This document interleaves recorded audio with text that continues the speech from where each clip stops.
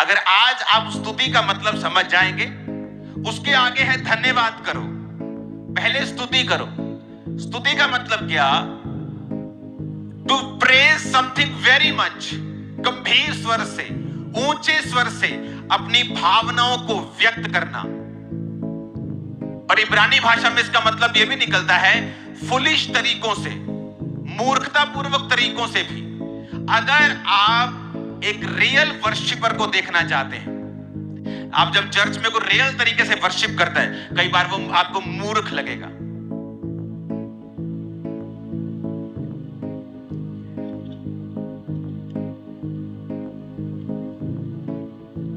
दूसरा जयमूल 6 उसकी 16 में लिखा, जब यहोवा का संदूक दाऊदपुर में आ रहा था, तब शाऊल की बेटी मीकल ने खिड़की में से झांक कर दाऊद राजा को यहोवा के सम्मुख नाचते कूदते हुए देखा और मन ही मन उसे तुच्छ जाना। वो राजकुमारी थी, राजे की बेटी थी, शुरू से राजाओं के घराने की तरह बड़े सोफिस्टिकेटेड तरीके से, बड़े मैनर पूर्वक तरीकों से बड़ी पली थी। लेकिन वचन कहता है कि जब उसने खिड़की में से देखा तो दाऊद कूद रहा था, नाच रहा था, फांद रहा था जैसे बच्चे नाचते हैं। और बाइबल में कई जगह यह भी लिखा है जैसे कंजरियां नाचती हैं, कि पूरी तरह से झूम रहा था। उसके कपड़े भी कई जगह बाइबल कहती है उसका तन उखड़ रहा था, कपड़े ऊपर हो रहे थे। तो उसने देखा तो मन ही मन लिखा, उसने दाऊद को तुच्छ जाना। लेकिन क्या दाऊद सही कर रहा था कि गलत कर रहा था? आप जानते हैं एक बात को, एक जनाब, कि क्यों आज चर्चिस में पवित्र आत्मा काम नहीं करता। मैं आपको बताता हूं क्यों नहीं करता। आप चर्च में कैसे वर्शिप करना चाहते हैं? आपके कपड़े सीधे हों, ऐसे पूरे।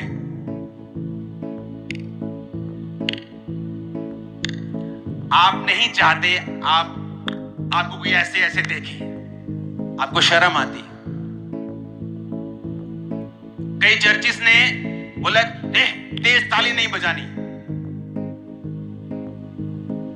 लेकिन रियल वर्शिप ये है कि जब आप रियल, वचन कहता है हलाल का मतलब है, इब्रानी भाषा में का ये शब्द है कि जब आप रियल में वर्शिप करेंगे तो आप फुलिश की तरह नजर आएंगे, मूर्ख की तरह नजर आएंगे।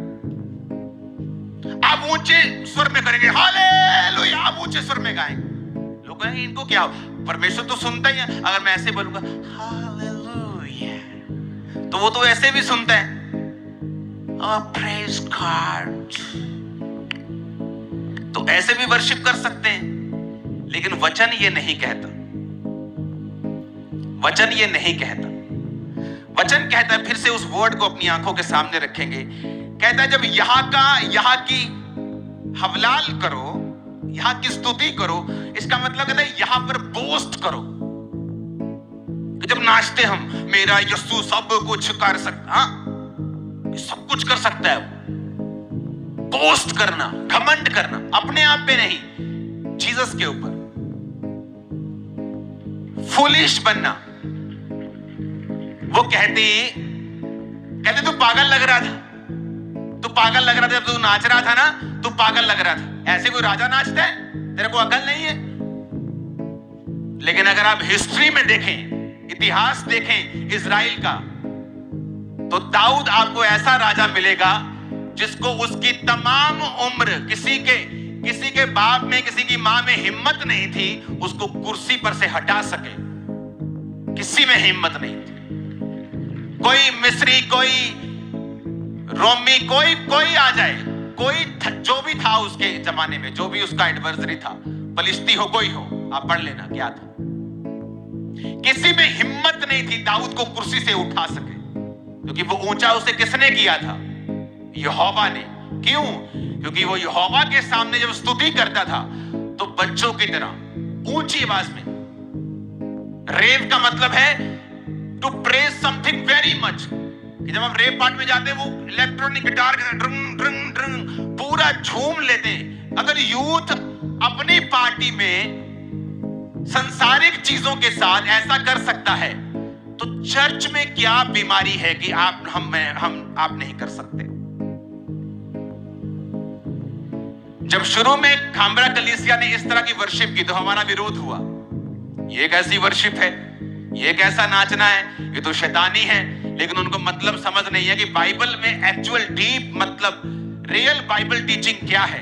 जब आप रियल बाइबल में जाते हैं, डीप जाते हैं, आपको वर्शिप का मतलब समझ आता है।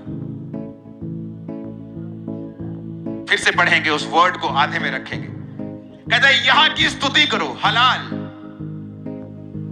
To shine, hence to make a show, to boast, boast करना, क्लेमरसली फुलिश, कि ऊंची आवाज में ऐसा व्यक्त करना, गंभीर भाषा में, ऊंची आवाज में, कि मूर्खता ही ऐसा लगता है कि तुम मूर्ख हो, कि ये कैसे वर्शिप कर रहा है, ये तो लड़का है, ये तो बंदा है, ये क्या कर रहा है, ये गर्दन हिल रही है, हाथ हिल रहे हैं, ये डांस कर रहा है, ये क्या कर रहा है, मूर्ख है। वो रियल वर्शिपर है, तुम मूर्ख हो। वो रियल वर्शिपर है, तुम्हें मालूम नहीं। अगर तुम इतने सोफिस्टिकेटेड हो, अगर तुम्हें इतनी इज्जत का ख्याल है और तुम इतनी मैं में घुमे हुए हो कि तुम सिर्फ ताली बजा सकते हो, और तुम्हें इतना कॉन्शियस है कि तुम्हें कोई देख ना ले, लोग क्या कहेंगे, इसका मतलब अभी तक तुम वर्शिपर नहीं हो। और वचन ये कहता है, पौलुस और सिलास ने जब वर्शिप की तो बंधन टूट गए, हाथ पैर में कील ठोके हुए थे, बंधन में थे, लेकिन वचन कहते हैं उन्होंने वर्शिप की और परमेश्वर ने दूतों को भेजा। पहले दूत आए, बंधन टूटे, फिर वर्शिप की, ऐसा नहीं लिखा, क्योंकि वचन कहता है तेरे विश्वास ने तुझे क्या किया, पहले वर्शिप की, हाथ पैर को कील ठोका हुआ है, तुम्हारा यीशु का नाम लिया, मार देंगे, को काट दो इनको। बाइबल कहती कपड़े फटे हुए, कील गड़े हुए, दूसरे कैदी देख रहे हैं क्या हो रहा है, और वचन कहता है वो वर्शिप करना शुरू करते हैं। परमेश्वर दूतों को भेजता है, भूकंप आता है, नींवें हिलती हैं, आजाद होते हैं, जैसे आप होने वाले आज की मीटिंग के बाद आजाद।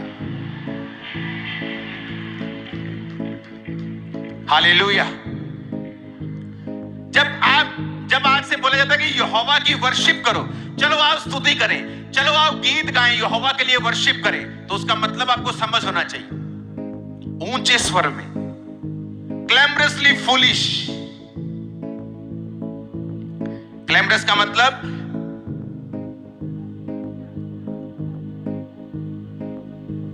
Making a loud and confused note, expressing or characterized by protest or demands, जो मैंने आपको अभी समझाया। वॉसिफरस का मतलब अपनी भावनाओं और विचारों को जोरदार तरीके से प्रकट करना या गंभीर तरीके से प्रकट करना।